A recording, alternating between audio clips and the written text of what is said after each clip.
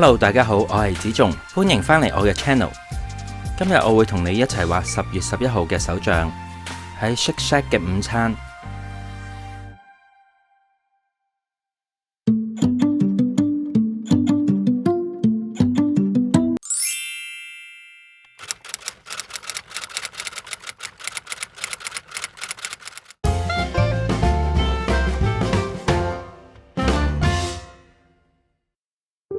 今次嘅構圖，我希望將 Shake Shack 嘅店頭畫喺畫面嘅後方，前方就畫呢日嘅午餐。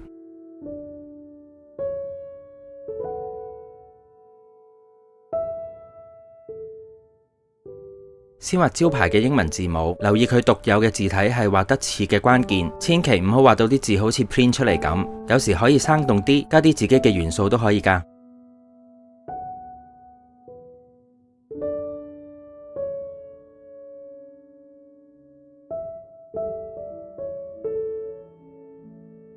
呢部分嘅百頁我簡化咗，只用線條，亦都冇去數到底總共有幾多條線。我覺得咁樣畫已經表達到呢部分嘅構造。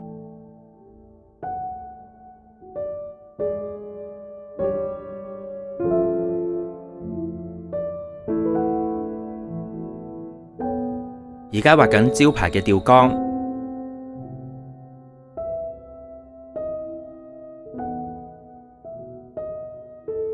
細心留意會見到每個英文字都有2支杆支撐住，我反而想將呢個細節保留。餐廳出面嘅餐台，你會見到我嘅透視角度比較高，睇到台面嘅範圍比起參考圖大，呢啲都係寫手帳時可以自由發揮嘅地方。當然唔可以覺得太過分，唔係就會同整體格格不入。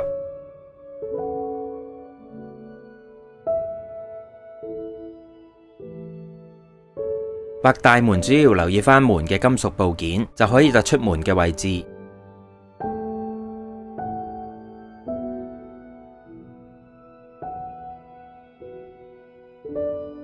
門口側邊嘅餐牌上面，略略畫出字同埋食物。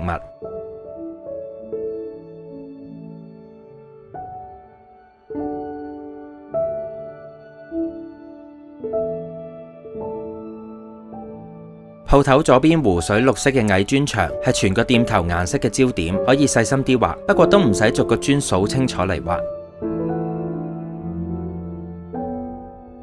呢個係自助點餐區嘅掛牆餐牌，將佢畫成梯形，營造向內延伸嘅感覺。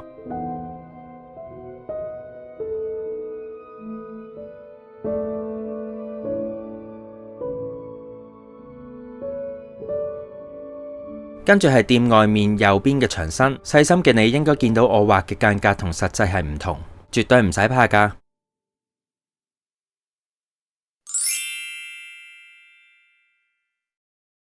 而家寫緊午餐食咗啲乜，我希望所有字係靠右拍埋，所以每寫一個菜式我都要數字數，等最後一個字可以平排。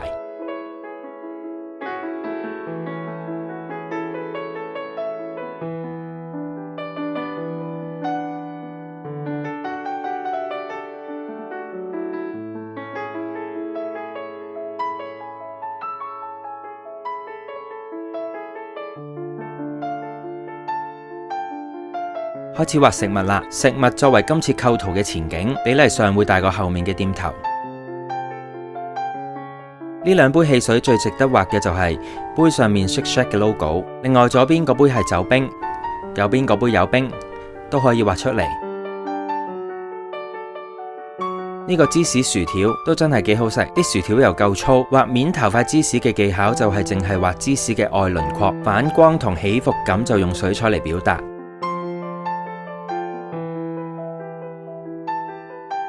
畫薯條可以誇張下薯條嘅波浪切割，仲有要留意每條薯條唔同方向交疊嘅感覺。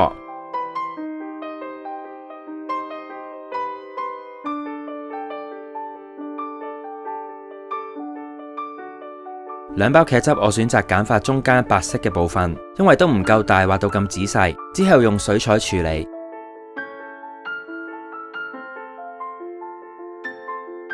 漢堡包驟眼睇好似好複雜，記住以大形狀為基本就可以慢慢畫出嚟。首先係小紙袋，上面塊麵包、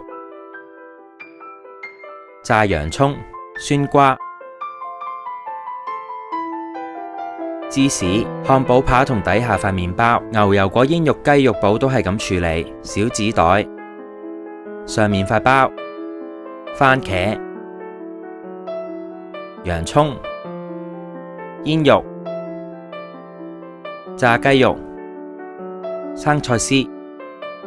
底下塊麵包，最後畫埋個餐盤。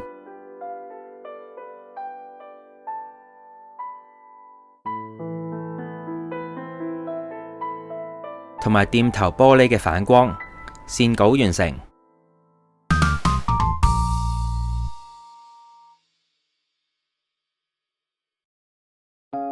今次用 Rembrandt 48色水彩上色，上色嘅步驟都係先上一層底色，相鄰嘅唔同顏色要分開上，避免顏色化開。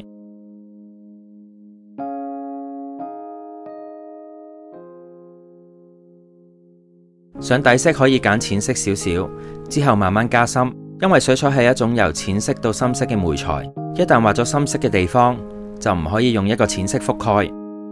如果真係要喺相鄰嘅地方上唔同顏色，可以喺界線留白，避免水彩化開。我哋唔係畫緊填色冊，唔需要一定將全個形狀填滿顏色，大範圍嘅底色都可以用水多水少嚟營造顏色嘅變化。雖然漢堡包嘅唔同食材顏色唔同，例如番茄同煙肉嘅紅色係唔同嘅，但係我都用同一個紅色上底色，咁樣可以令成幅畫嘅色彩更加和諧。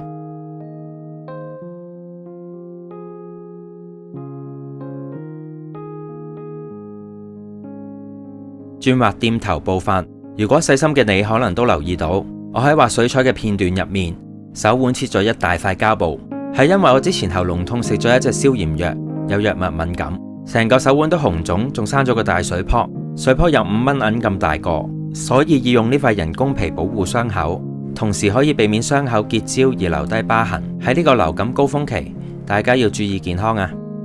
講到呢度，而家畫緊凳嘅金屬部分，實物係黑色嘅，但係畫畫嘅時候盡量唔好用純黑色。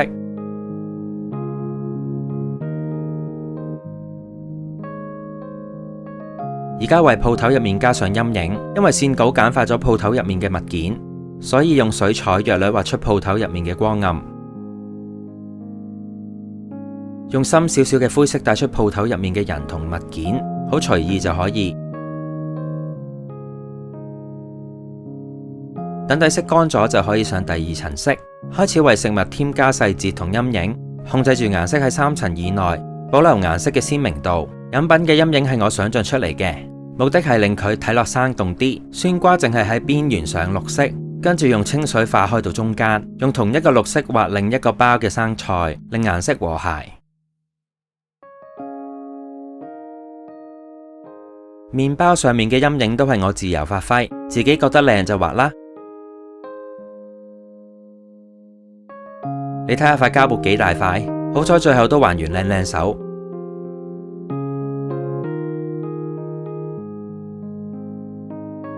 跟住落嚟都係喺唔同地方添加顏色。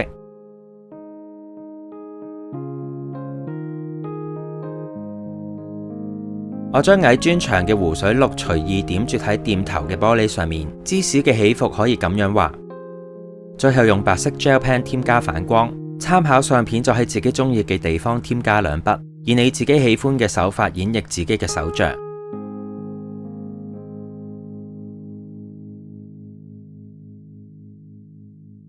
今日又畫完啦，真係好多謝你睇到呢度，快啲訂閱我啦！